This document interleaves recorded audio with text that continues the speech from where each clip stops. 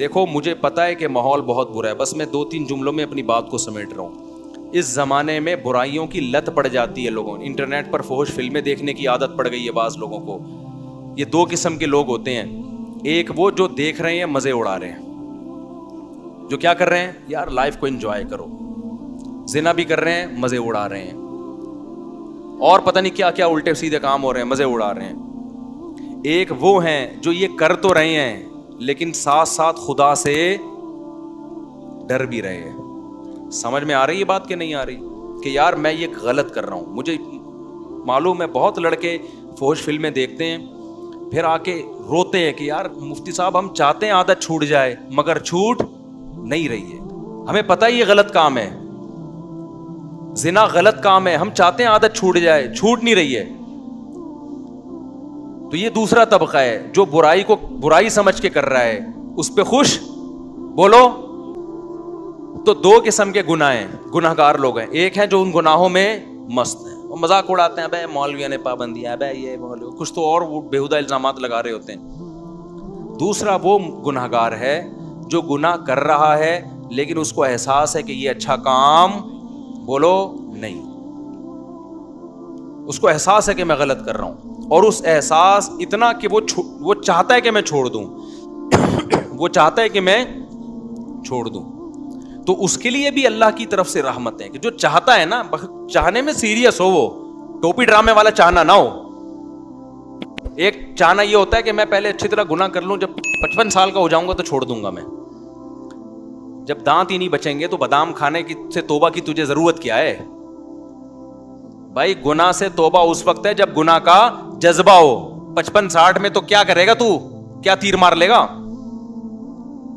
تو یہ جو گناہ کی ہماری قسم ہے نا کہ چاہتا ہے مگر پھر بھی ہو رہا ہے، اگر یہ چاہتا ہے تو دیکھو اس کو چھوڑنے کے کچھ نسخے ہیں، وہ نسخے اختیار کرنے پڑیں گے. اگر کر رہے ہو اس کا مطلب واقعی چاہتے ہو. اور یہ میں مانتا ہوں کہ بعض گناہوں کی لت پڑ جاتی ہے، وہ ایک دم سے نہیں چھوٹتے، توبہ کر کے بھی بعض دفعہ ہو جاتے ہیں وہ گناہ.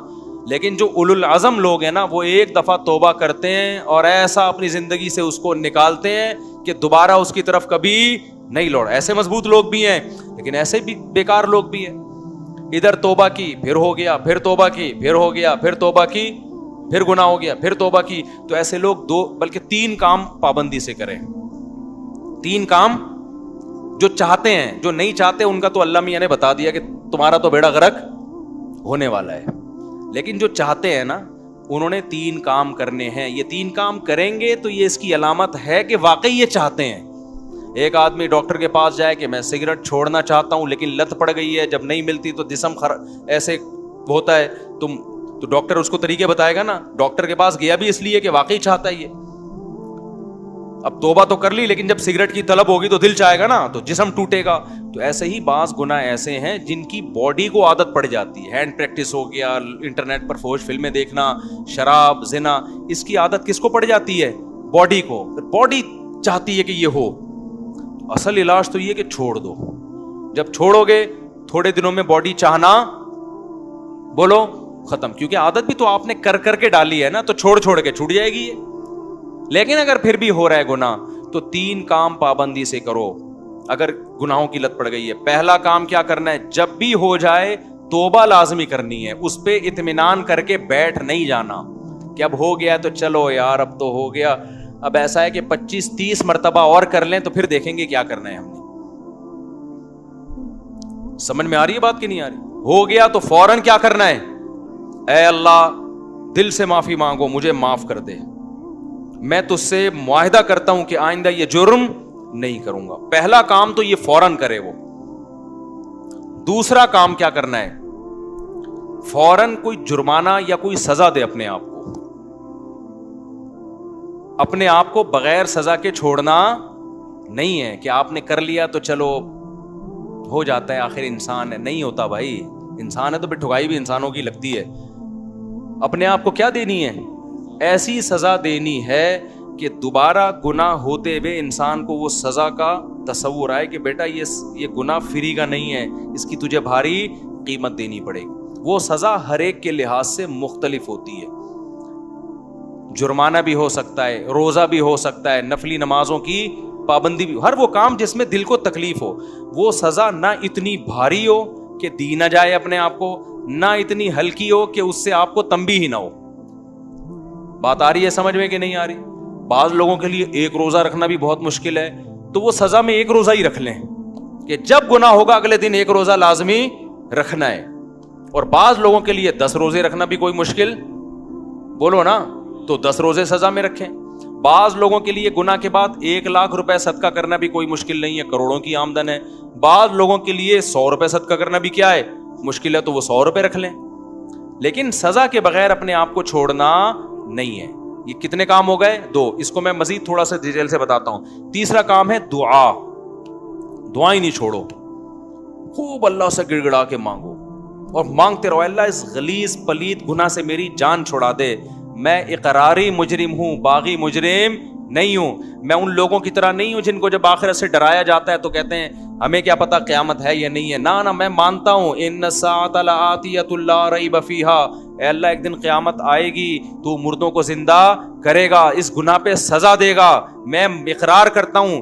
تو اے اللہ مجھے تو اس گناہ سے بچنے کی توفیق دے دے, آسان کر دے میرے لیے اس گناہ سے بچنا. میں دعوے سے کہتا ہوں مانگتا رہے گا نا, انشاءاللہ یہ گناہ اس کی زندگی سے نکل جائے گا. بہت سے نوجوان آتے ہیں کہ ہم نے حج بھی کر لیا, ہم نے تبلیغ میں 4 مہینے بھی لگا لیے, پھر بھی گناہ نہیں چھوٹ رہا ہم سے. تو بھائی آپ کوشش میں لگے رہو گے, آہستہ آہستہ انشاءاللہ چھوٹ جائے. اگر کوشش نہیں کی نا, یہ 3 طریقے نہیں اختیار کیے, تو اس کا پتہ ہے نقصان کیا ہوگا؟ آج یہ گناہ کر رہے ہو نا, کل ایک قدم اس سے آگے ہوگا. یہ نہ سمجھو کہ آج یہ گناہ ہو رہا ہے تو یہاں یہ جو گورے ہومو سیکچولیٹی کو پھیلا رہے ہیں نا, کیوں؟ زنا کر چکے ہیں یہ, اب آگے کی طرف جا رہے ہیں یہ, اور کل ان میں محرم سے زنا بھی پروموٹ کریں گے یہ بہنوں سے, اور اللہ بچائے ایسے الفاظ لیتے ہوئے بھی ہمیں خدا کا سے ڈر لگتا ہے. یہ محرم رشتوں سے بھی زنا کو لیگل کریں گے کل, کیونکہ ان کے یہاں توبہ نہیں ہے. تو توبہ جب نہیں ہے تو ہر آنے والا دن برائی میں ایک اسٹیپ آگے ہوگا. تو یہ 3 کام جو گناہ کے عادی ہیں کریں گے کہ نہیں کریں گے؟ اس کا فائدہ کیا ہوگا؟ لوگ کہتے ہیں یار ہم تو توبہ بھی کرتے ہیں اور صدقہ بھی کر رہے ہیں, سزا بھی دے رہے ہیں, پھر بھی نہیں چھوٹ رہا. میں ان سے کہتا ہوں 2 کام تو ہو رہے ہیں نا. نمبر 1, اس سے زیادہ آگے کی طرف نہیں جا رہے.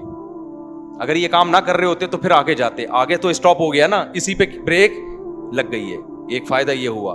نمبر 2, دوسرا فائدہ یہ ہوا کہ اس گناہ کی وجہ سے جہاں برائیوں کے پلڑے میں برائی آئی ہے, تو وہ جو سزا کے طور پر صدقہ کر رہے ہو یا روزہ رکھ رہے ہو, تو ایک پلڑے میں نیکی بھی تو آ گئی نا. ابے کیا ہو گیا بھائی؟ جو خدا گناہ پہ سزا دیتا ہے وہ نیکیوں پہ جزا بھی تو دیتا ہے نا. تو وہ روزہ ضائع تھوڑی کرے گا تمہارا کہ جی چونکہ اس نے گناہ کر کے روزہ رکھا ہے تو روزہ گیا. نہ, جب وہ گناہ پہ سزا دے گا تو آپ اللہ سے کہو گے قیامت کے دن, اللہ جہاں میری ٹھکائی لگ رہی ہے تو وہ روزے کہاں گئے, اس کا بدلہ بھی تو چاہیے مجھے. تو نیکی پہ تو 10 ملتے ہیں اور گناہ پہ 1 ملتا ہے.